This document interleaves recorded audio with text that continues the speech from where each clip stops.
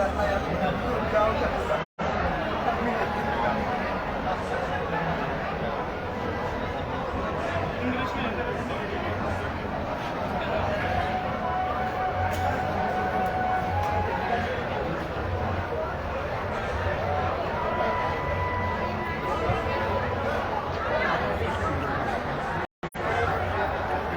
आप देख रहे हैं पंजाब केसरी टीवी।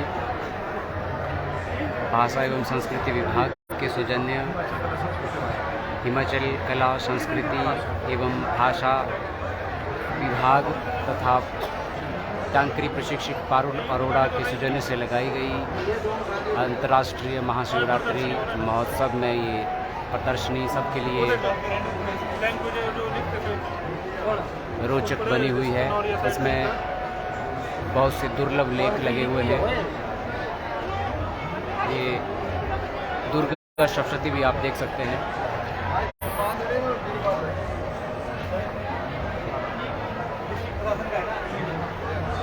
ऐसे सैकड़ों लेख हैं। देखिए, जन्मपत्री भी टांकरी में बनती थी किसी समय।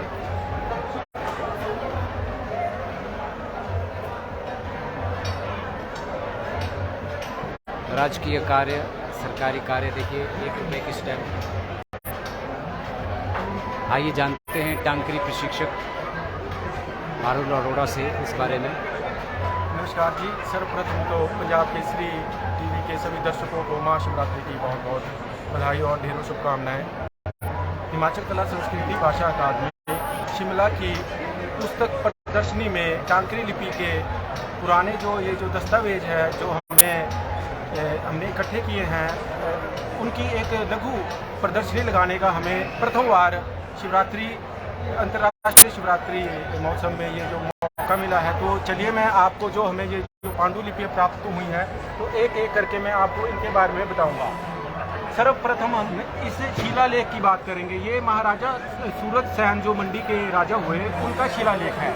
तो इन शिलालेखों में जब राजा की मृत्यु हो जाती थी तो उसके जिस दिन उसकी मृत्यु होगी तो वो दिन और वो समय इसमें लिखा जाता था। तो इतिहास की दृष्टि से इनका बहुत महत्व है।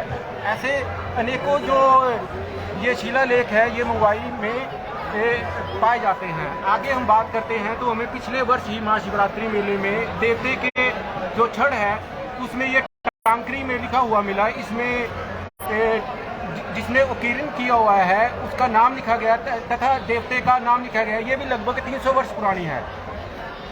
तो हम आगे चलते हैं तो यहाँ पर हमें ये एक पांडुलिपि मिली है। इसकी मुख्य बात इसकी ये है कि ये संस्कृत भाषा में लिखी गई है तथा इसकी जो लिपि है वो टांकरी है। तो इससे हमें ये पता लगता है कि हमारी जो टांकरी लिपि है वो कितनी समृद्ध रही है कि संस्कृत जैसी भाषा भी उसमें लिखी गई है। तो ये दुर्गा सप्तशती का पाठ है और यह भी लगभग 300 से 350 वर्ष पुरानी यह पांडुलिपि है। इससे ये कितना पुराना है?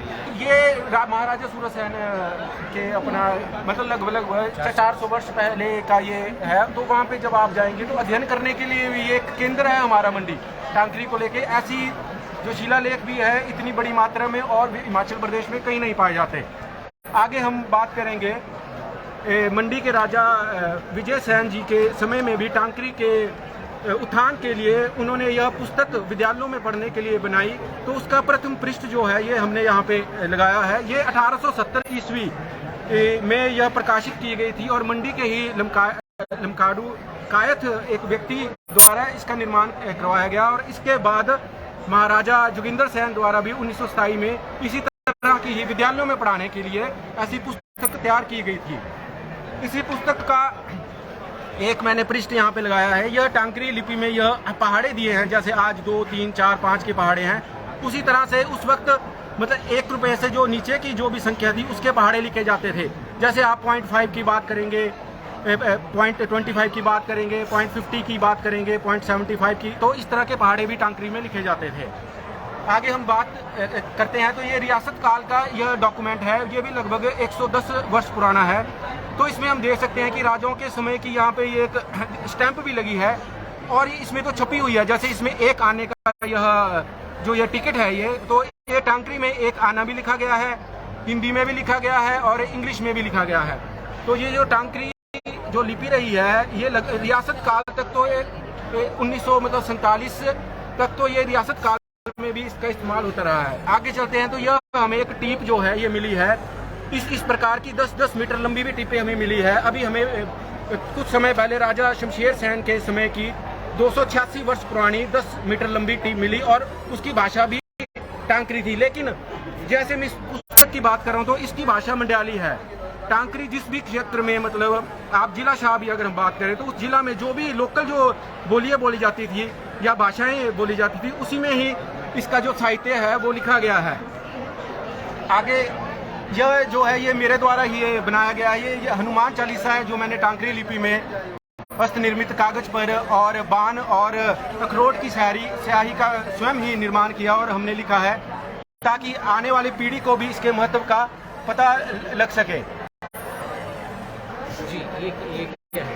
ये आगे का पूरा ये हनुमान चालीसा ही है। ये इधर से शुरू होता है और इधर खत्म होता है। जी। तो इस प्रकार से ऐसे अनेकों, अभी हमें कुछ महीने पहले ही जिला कुल्लू से हमें एक अपनी लोक रामायण भी मिली है। तो इस प्रकार से मैं आपसे यही कहना चाहूँगा कि टांकरी लिपि का संरक्षण संवर्धन करने की हमें बहुत आवश्यकता है।